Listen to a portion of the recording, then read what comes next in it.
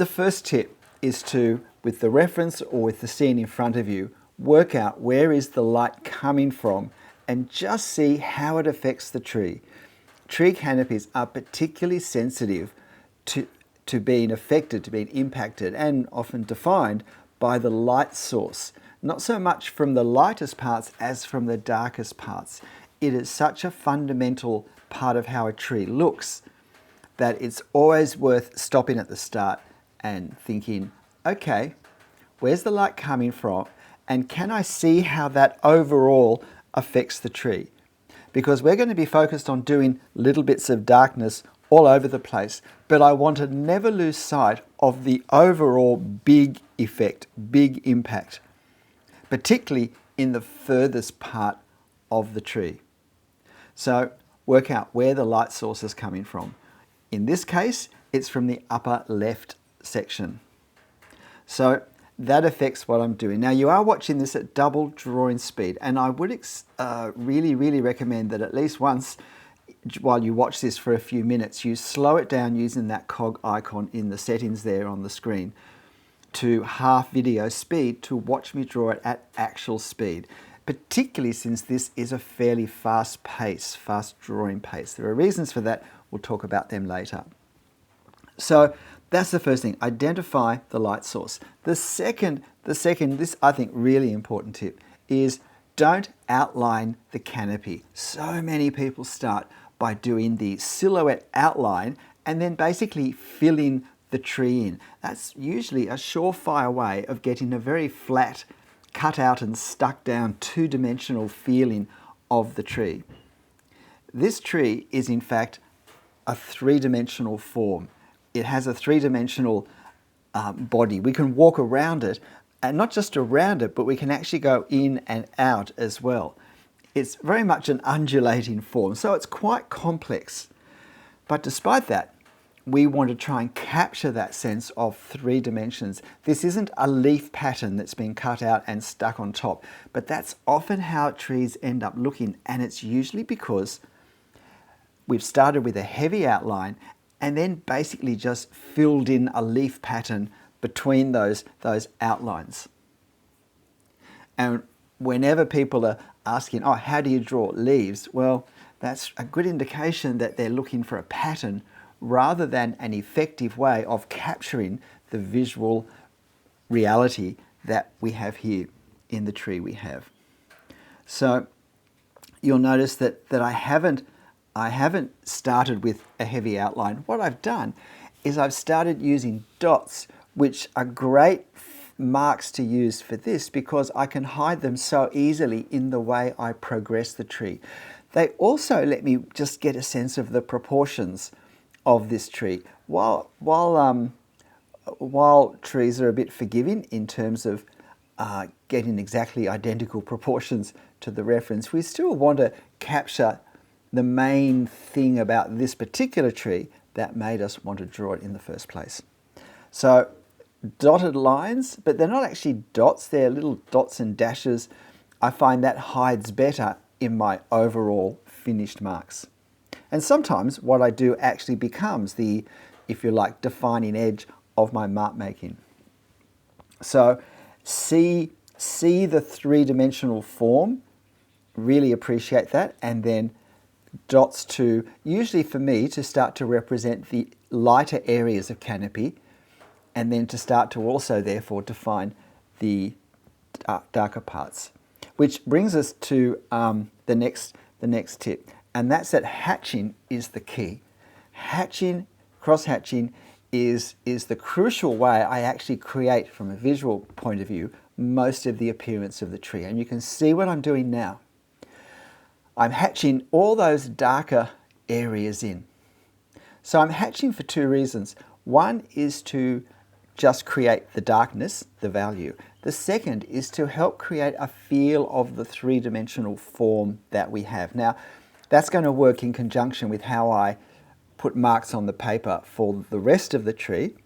So I'm aware of that. And it's also, bear in mind that the hatching we're seeing now is early hatching, and there's, for most parts, there's going to be a cross hatching take place, some overlay of lines that will go in a different direction in many cases. So I am putting my finger where I'm actually looking at. Someone said once that that was a really helpful thing to do, so I'm trying to remember to do it in this video. Please hit the like button if you're finding this helpful, and you hope to find the other points helpful as well. And remember, this reference photo will be posted on my channel community page, my post page, and there's a link in the description of this video to that photo. If you'd like to have a go drawing this yourself, putting these 8 points into practice. So hatching's the key for both creating the lights and darks and the sense of curvature in the canopy, but also the sense of curvature in the trunk. And you can see a little bit of the tree trunk there, how I've got the hatch lines going in a different direction, and even on the branches that we can see through the canopy. And that helps them to not get lost in all the foliage hatching and to stand out as something different. And we can fairly easily read those as representing the branches or the trunks. So hatching is key. The other thing, notice with my hatching, is you'll see I'm sometimes doing these lines from top down, and sometimes I'm doing them from bottom up. It all depends where I want the, if you like, sharper edge to be, at the top of that dark section or at the base of it. Because wherever I start the line, I have most control over where the ink is. Because of the flicking action I'm doing, I have less control with where it ends. I also create a different effect on the other side. Where the line ends, I'm lifting my pen off as part of the process. So the end of it thins and I get a more feathered effect at the end where the pen lifts off, and I get a darker, more inky and more precise effect at the side where I start the hatching. And if I line all of those up, I exaggerate it. If I don't want that effect, I tend to split them 50-50 in both directions to create overall a more even look. You see, there is no right way to do anything. There is simply what will create the effect visually, what will make it look the way I want it to look for my finished drawing. That's the right way. The next point is edges.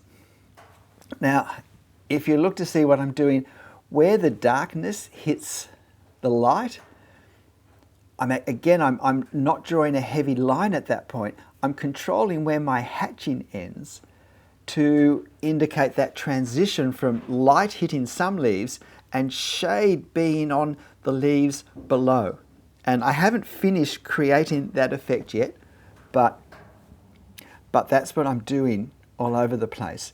And so I get a much softer line, and a transition rather. I get a softer transition than if I'd just drawn a line where everything stopped. Again, that would look like a curvy dark shape stuck onto the tree. This way I get a sense of it curving around, of a more diffused light effect as the surface curves away from us beneath. So it's always what will create the effect I want. And for the actual edges that we see, the silhouette edges of the tree, it's important to realize that all of those leaves that we see against the sky or against the house lower down, all of those leaves, and you can see where I'm at now, all of those leaves are actually further away from us than the leaves in the center of the tree. And if we look carefully at this, we can work out, oh yeah, the bunches of green in the center of the canopy are coming towards us, and therefore they're closer. Now, closer things in life have a sharper edge, a brighter color, darker shadows, and so forth. So one of the ways to help get a sense of this tree feeling round is that I'm more precise and darker and more detailed in the closest leaves, that central circle of canopy. And when I go further away, I have a lighter touch, I create lighter values, I have less details, I create a more tenuous edge, a more tenuous silhouette. The other crucial thing when it comes to trees with our silhouette, this is all still the same point, this is a bit of a long one, edges are so important in everything we draw for creating a sense of realism. And when we oversimplify edges by just drawing straight lines or continuous lines, we create a cartoon effect. which is great unless we're not drawing cartoons. Then it's not so helpful. But the other important thing with trees is that we don't want our marks to start to suggest a leaf, as in a single leaf, unless it's the right scale, unless it's the right size for the whole tree that a leaf would be. Because if we get this wrong, we change the scale of the tree. If we can see leaves quite clearly, then the tree will feel either a tree with very, very large leaves, or it will feel much closer to us, or it will feel like it's a smaller, younger tree. And if none of those are things that are true for our tree that we're drawing, we don't want them. So we have to try and avoid that spot where individual marks look like leaves. However, in this case, with my little dots and very tiny lines, I'm allowing for the fact that that will look like a leaf, because I think I've roughly got that scale correct, or at least correct enough. So I am allowing for that. And this is now where I start to look at the overall sunlight coming on my tree and thinking, okay, I want the bulk of it to be in the lower right section, and I want the darkest parts to be in the center and the upper lowest section. In the center, the dark shadows go back further, and so there's more shadow upon shadow being cast the further back, the deeper the canopy is. So I want some darker values to suggest that as well. The next point, look at where I'm holding my pen. I'm holding it way back from the edge, my 0.2 millimeter Unipin pen, and I'm holding it lightly. And if you haven't stopped for a minute to watch this at actual drawing time speed by slowing the video down to half, do that and just see, even though it's slower than this, it's still a pretty quick mark, because I want a nice light brisk mark, because I think a tree is a fairly brisk, almost mobile thing. The effect of the light on the leaves visually, it's almost a moving thing in our drawing we want. So we want to get nice, quick, light flicking marks. Now, the next point, we've now reached the point where I'm working the final marks, starting to get aware of how this is going to look at the end. But I can't do that until I've worked over the whole thing. So you'll notice that the way I did this, where I started, what I did next, I was working to progress, establish the whole tree as early as possible. And now, having done that, I can start to work out how dark are the darkest bits going to go. And a reminder, I have a trees playlist with all things to do with foliage and plants from trees, all different types of trees, palms, firs, eucalypts, and basically all things foliage, even down to grass. My next point, just very quickly, if you have a photo, use it. Don't try and start to generalize the tree. Trees are forgiving.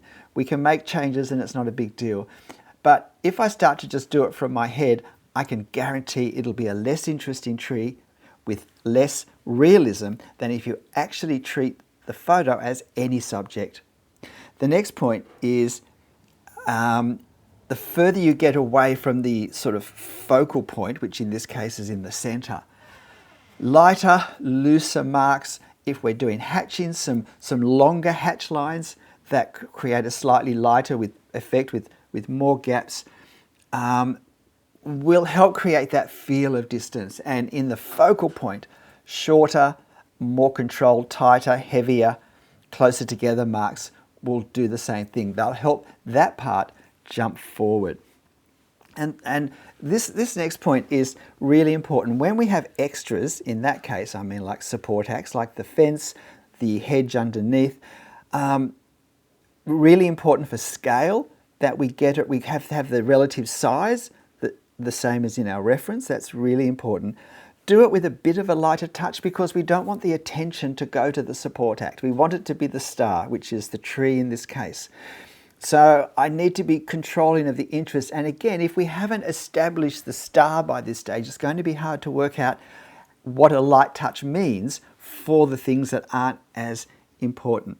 And the scale, the details, are also very important with the support acts. In this case, it's the bricks. So I've made my bricks just slightly larger than they are, but I think it's still a size that I can get away with. And where we have other foliage, as we do here with this hedge, really important to try and find marks that really are quite different marks that create a different feel of a different type of foliage, because we really want to separate one plant from another. And you can see how I've done this here. There is no right way for any of this. It's what works in this case with this subject for the drawing I'm trying to create now. And I did experiment with these marks before I started, as I do with all the marks that I'm going to try and create the effect of. G'day, I'm Stephen Travers. What did you think? As you can watch, I very carelessly took this off too fast and tore the paper. It's a chilly morning in Sydney, it's winter, and that makes the tape stronger. So anyway, my problem. So why not have a go drawing this? But whatever you do, however it turns out, make sure you have fun. I'll see you next time. Bye.